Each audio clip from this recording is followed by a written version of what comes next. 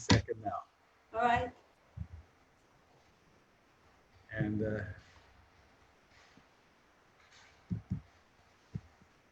I'm also going to record. Oops.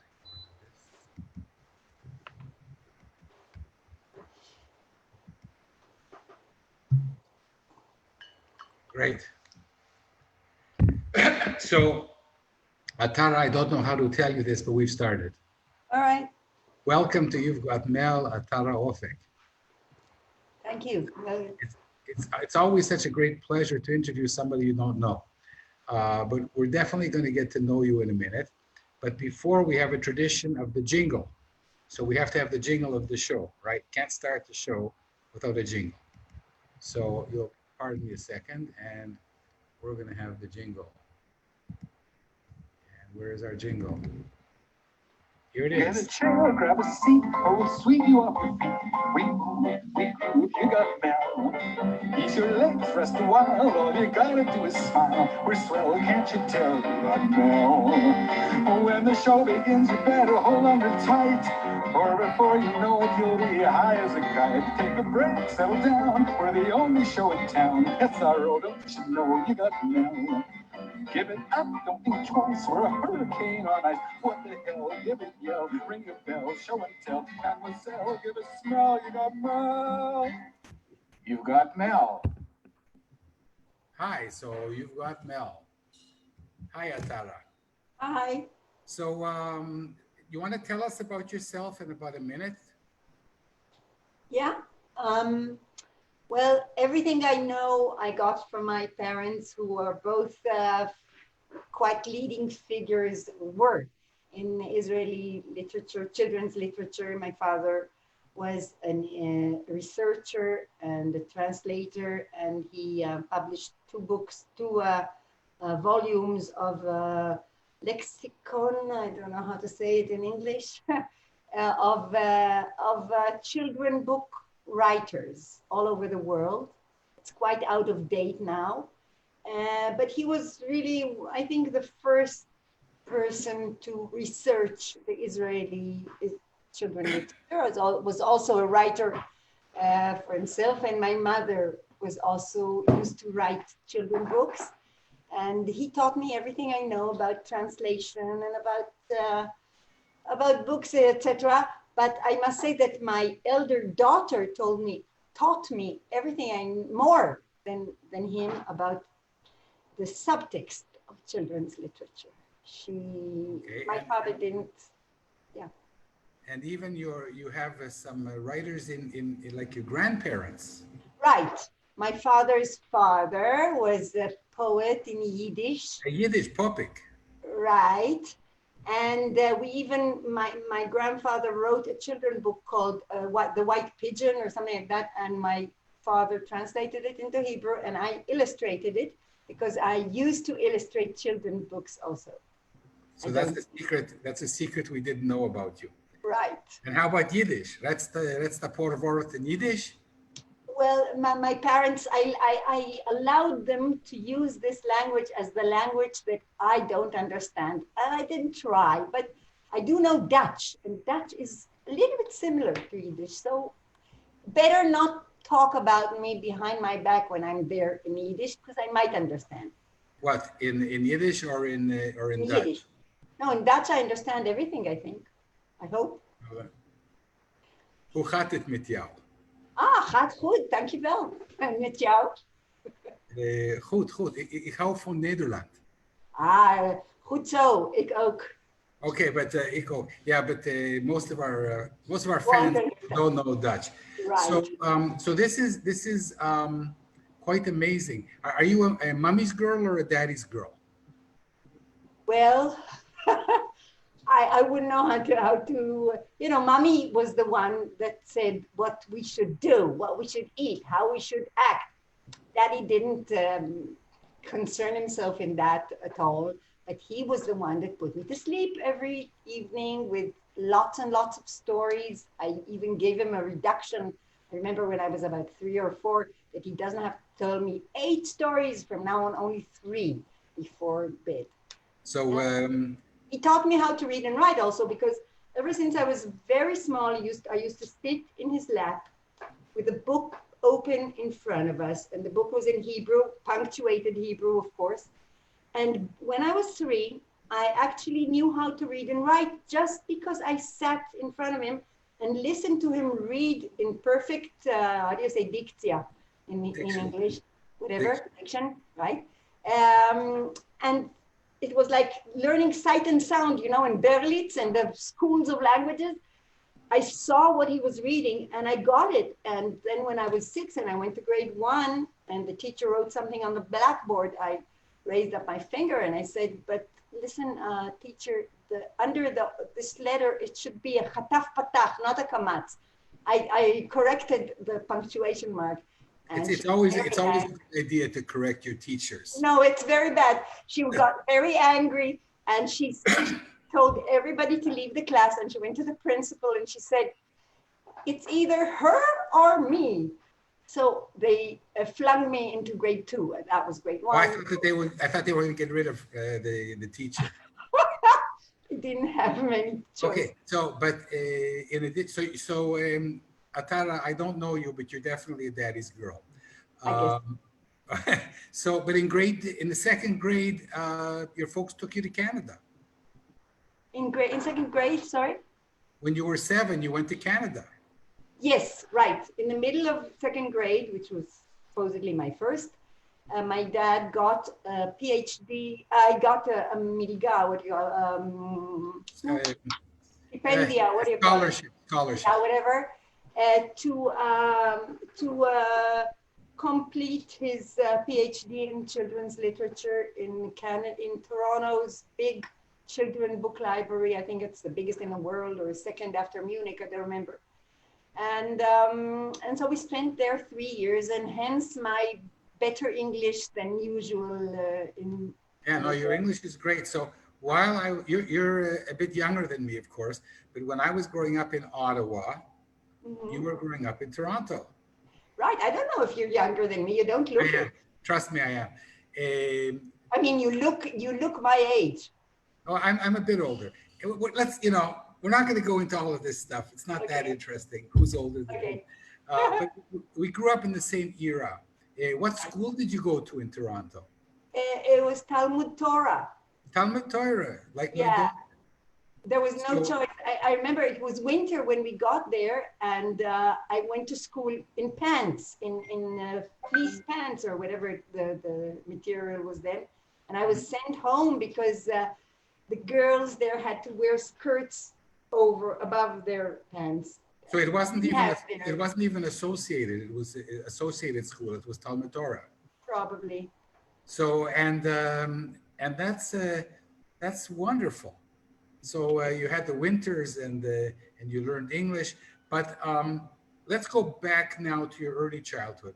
Which children's books were among the 8 that your father read to you every night? Well, listen. First of all, 3 or 4, or half of the stories he told me were stories from when Dad was a little kid.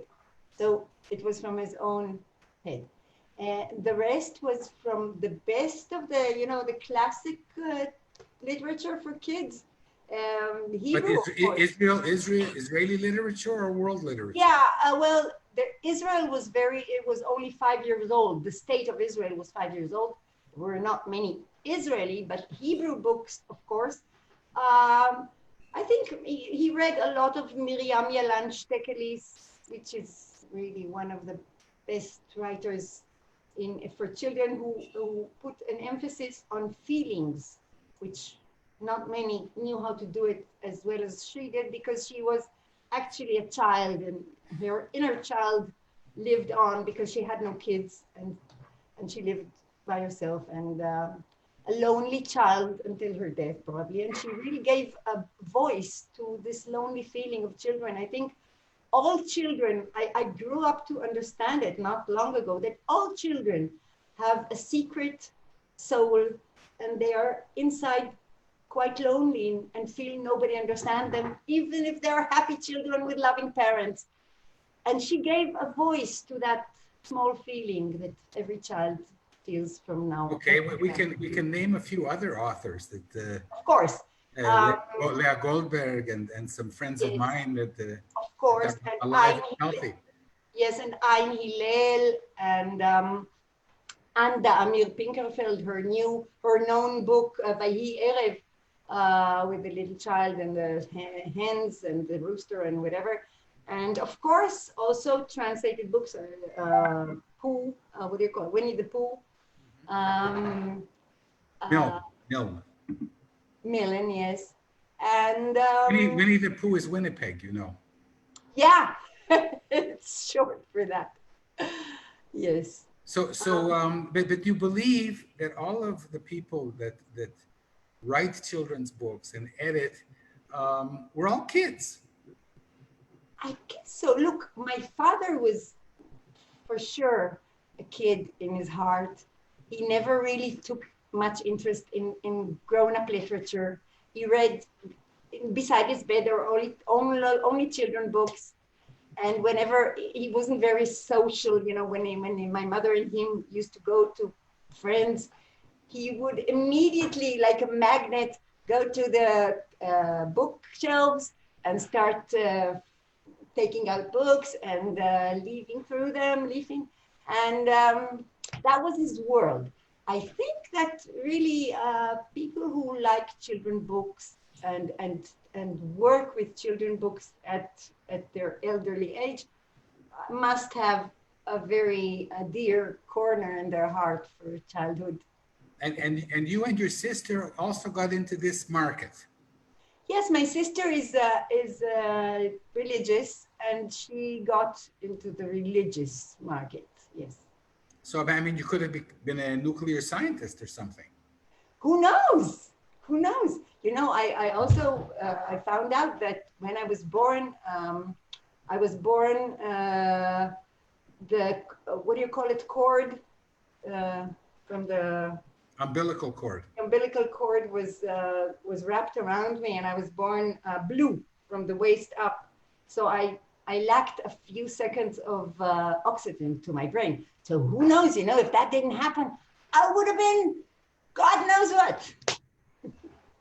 So instead of becoming Dr. Spock, you became Dr. Seuss. Well, Let's now move ahead.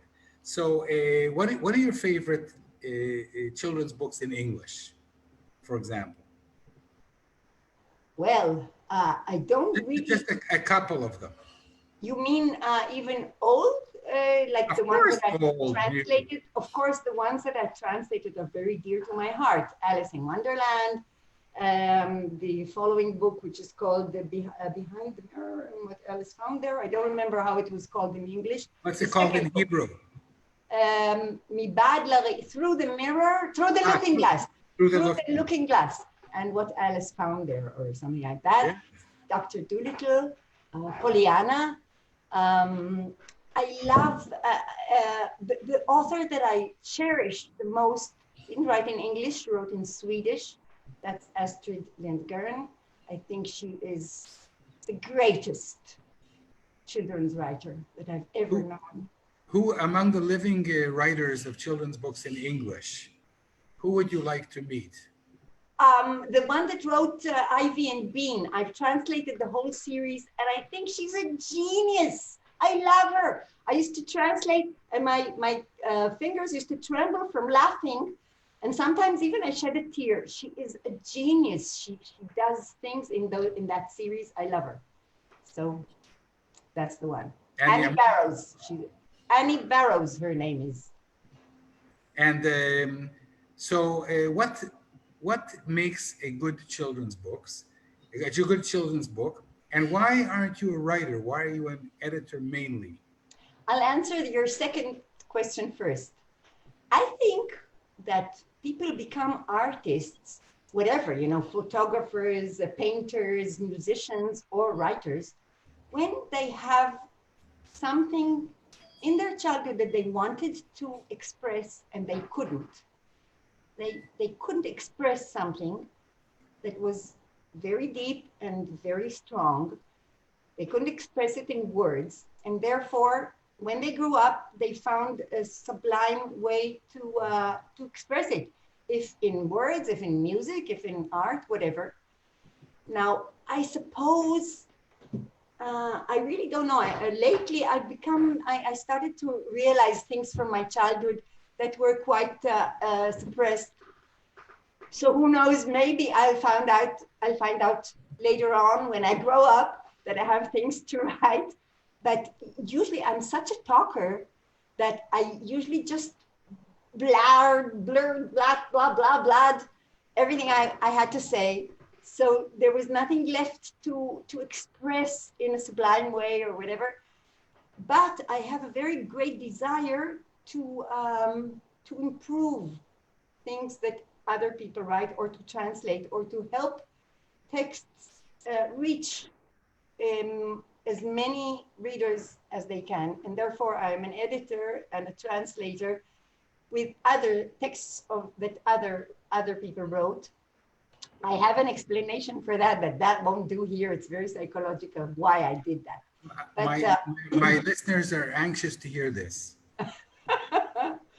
Well, I'll just say in very short that when I was in the kindergarten, I did something that created some sort of, I should hide this phone so it won't make noise, right? I did something that created dirt and something that wasn't pleasant, and I was very ashamed. And I think that on that day I was 2 years old. I decided that I will never be blamed for a fault that can be seen or something. And I took it on myself to correct other people's faults also, so they won't be caught. I guess that's a sort of, because I used to also be very pedant in grammar and correct people and everything. I gave that up. I don't do this anymore because it's futile. It's futile. Once it wasn't. Once not many people made mistakes, but ever since you can read texts that are not edited or not have not been taken care of in the internet, everybody writes whatever they want. So Hebrew became a very free language, and you cannot put it into frames anymore. And it's okay with me. Even I say 5 shekel or 10 shekel. It's a mistake in Hebrew for those who do not understand. So, but I mean, it's not too late. You could now write something, and I would edit it for you. Great, I'll think about it. The minute we stop the interview, I'll think about it. Okay, so I mean, but there is an element when you edit other people's work, right? You could be writing your own work. Well, I'll tell you what. There was another part of your question that I didn't answer. What was that? Not why I don't write, but what was it? What do I like in editing or in? Yeah, I don't. You can answer whatever you like. It was years ago. I'm completely sclerotic. I think, I get a lot of manuscripts from people that send me and ask me if there's any potential to what they wrote. Can we make it a children's book? And many people live in the false assumption that writing for children is easier, which is not. It's on the vice versa. It's harder because you're opening the gates of literature for kids who don't know it, and you have to be very, very careful. It's like, I think that literature for youngsters, for toddlers and up, is like poetry. Every word is very, very important. There shouldn't be any word that is not in place, and every word has a meaning, and the subtext has a meaning. And then people have unfinished businesses from their childhood, and they want to express them. And they think, well, I won't write a novel now. It's so difficult. I'll write a little children's book. I'll make a few rhymes. I'll get somebody to illustrate them, a few pages. But it's not that. It's not. A writer for children is a profession. It's not a hobby. You can't just go and write it. So many times I get such things and I tell people that maybe they chose the easy way out and maybe they should try and write books for grown-ups or poetry or whatever, not for children, because it's a very, very, very responsible profession. Not everyone can do it. Okay, but in today's world, I have the same dilemma. Okay, because on the one hand, I want to be a very good author, and on the other hand, I want the whole world to be able to write. And I live in this dilemma that I want people to be able to express themselves in this mode, but without thinking that whatever they write is going to go straight into Penguin or whatever. Of course, right. So people come to you, and they've written something that, let's say, really is not good. Not just in your opinion, but it's not good for whatever reason. The rhyme, the meter, the story, the character, whatever. What do you tell them? Well, it depends. Sometimes I have to be very, very careful and very polite because, like, for instance, somebody sent me a story about a little dwarf that lived in a forest and he lost his way home. He couldn't find home. So and nobody helped him and he was so miserable, and then came a few animals who took them on his an animal took him on her back, and then he fell off and she never noticed, and another animal took him on his back and she never noticed when he fell, etc., which is very frightening, of course. But then they found him asleep, wet and cold near a swamp or something, and they took him while he was asleep home, and they sang him lots of great songs, how great he is and how nice he is. And there I saw, I told her that a child immediately identifies himself with the hero of the story, and she is bringing the hero into such situations that a child could not stand, could not bear. And I gave her a few some advice about it. But for instance, sometimes it's very even naive. A friend of mine who is a pilot wrote a book about his grandson, and who found out that there was a little airplane that was needed fixing, and he asked Grandpa if he could fix it for him, and Grandpa went and fixed it for him, and it was not so easy, and then he took him on the plane, and they went for a ride, and he asked me if it's worthwhile, and I told him, listen, most stories in the world are based on a very simple nuskha, what do you call it? Formula. Yeah. A wants to get B, but there's an obstacle called C that disturbs him to get B. And so in children books, mostly where there's a happy end, A overcomes C in order to get B.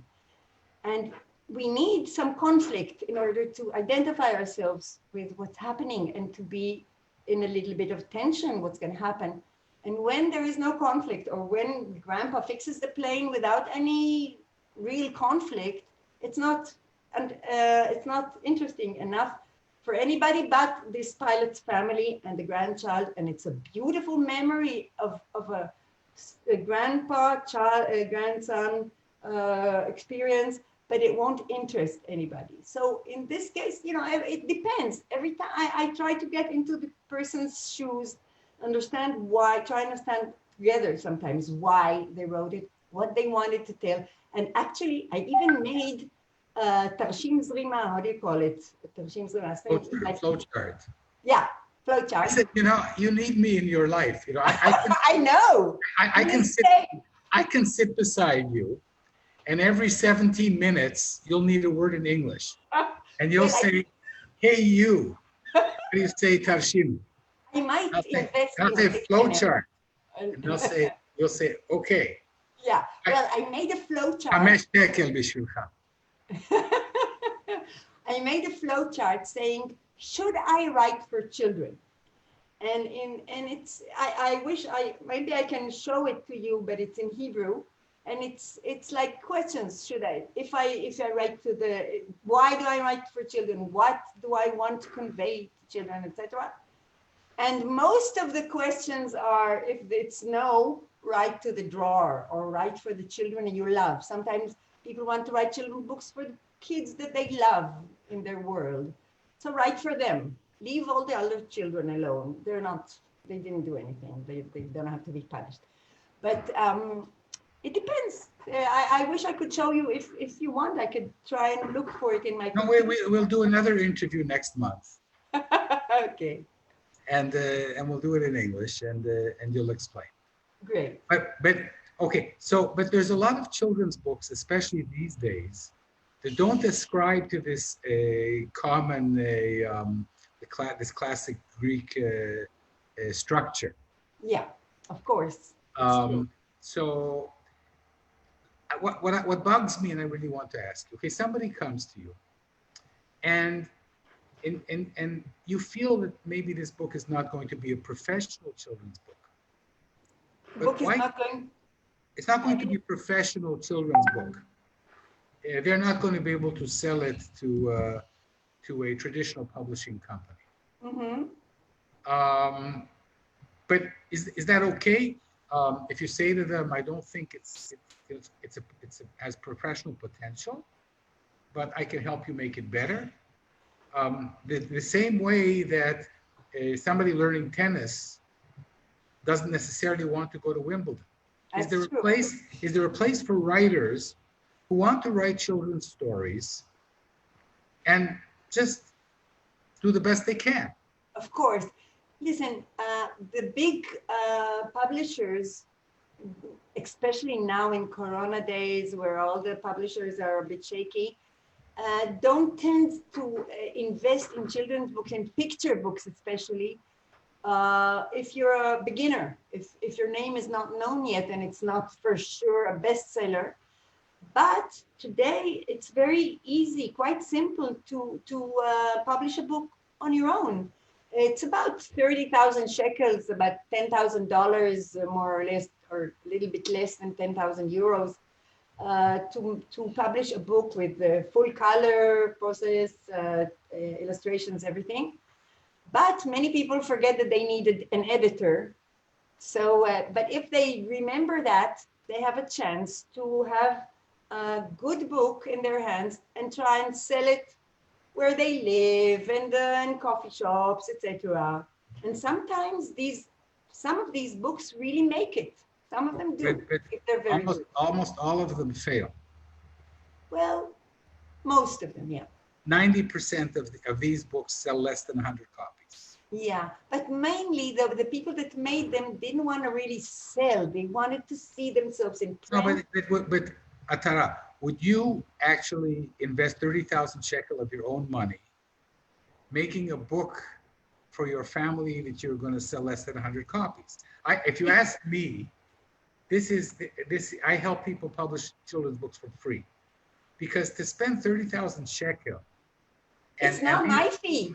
I know, and I know, but you take an illustrator and you have I've never met a writer that doesn't think that their book is going to be amazing and that everybody's going to want to buy it, and that they're going to make now 2,000 books at the beginning, and when they finish making the 2,000 books and selling them, they're going to make 5,000 books. I always warn them. I always warn them in advance, and I tell them there's hardly a chance. And sometimes, when I feel that the person I'm dealing with has no money or so, I hardly take anything, if at all, just something very. Yeah, but the edit, you don't take a lot of money anyway for editing a book. Well, but if you got not a lot of money, and 30,000 shekel is not a very big issue, then go ahead, whatever. Yeah, but then you don't have it. Okay, so I've lived through all of these different scenarios. I'm sure. Okay, when you self-publish a book for 30,000 shekel, even if you take the best editors in the country or the world, which I did, okay? Yeah. You still don't get a quality book. Why?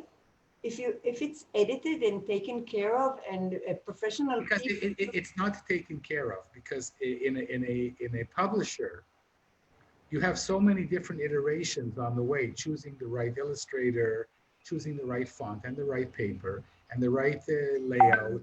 And it's not impossible to do even without a big publisher. If professional people can do it without the frame behind them, we do it. And I also write recommendations about books, and I get books from all over the place. And a few of the books that I got were published on independently, and they were great. And some of them really made it. So it's true, not very many, but there's always a chance. Never lose hope. The chance could be 1 in 100. Maybe. So what would you tell people? This is your opportunity to tell people about what you do, what you love to do. Israel is one of the only places where publishers charge you money to read a manuscript. Really? Yes. In America, they never charge you. And Wow. no traditional publisher will, and no agent of any worth will charge you money to read a manuscript. It's quite new in Israel too. It's only the last 15 years, I think. It wasn't like that before. Yeah, that's because they publish so few books. Right, So, and also many people got computers and they can write and write and write. Before that, you had to have good muscles in your writing hand in order to write many texts. can you imagine that in the United States, agents get dozens and dozens of these manuscripts every day, Right. and many of them read them for free. They turn down 99.9% of them. Yeah, I'm sure. So our job is to be that 0.1%. I So guess- what is your advice to the people who will listen? Most writers really don't listen. They think that they're really good. If you tell them that they really need to do a major revision, they say, "Oh, you don't know what you're talking about. This is gold. This is platinum. If you don't want it, no problem. I'll find somebody." How do you address these people? I was one of those people for many years, by the way. Well, it depends what the text they wrote is worth. Sometimes it really is gold. For instance, I just read your story about the Doors. I loved it. It's gold. I really did. Emily and the Doors. It's beautiful. I'd publish it today if I were a publisher. The other story, I would tell you that the end, I wrote you, that the ending is a bit foreseen. And if you could make it a bit less unexpected, about the granny and her birthday, it would be great. Wonderful. Yeah. Okay, but it took me 60 years to start listening to editors. I spent 60 years arguing with editors. What a big mistake. Oh, I guess the arguments were interesting though. You can bet they were very interesting. Now, when I get advice like that, it's not even a critique, it's advice. I don't like the word critique. Right, you're right. Is there such a thing as what we call a constructive criticism? Do you believe in constructive criticism? Yes, of course. I try don't. to give it. No, not criticism. I believe in advice. I thought that you were saying that advice is constructive criticism. But Could be. exactly, because when we say constructive criticism, the word criticism comes from being a critic, right? I'm telling you what's wrong. But I'm telling you in a very constructive way. Yeah. But it's only constructive if the person that you're telling it to builds something out of the criticism. Right. If they're insulted and they say, "You don't know what you're talking about." Yeah. Futile. So you're young and you're busy and active. Thank you very much. What are you interested in? This is your chance to advertise. Do you want to edit? Do you want to reach out to the people who write children's material?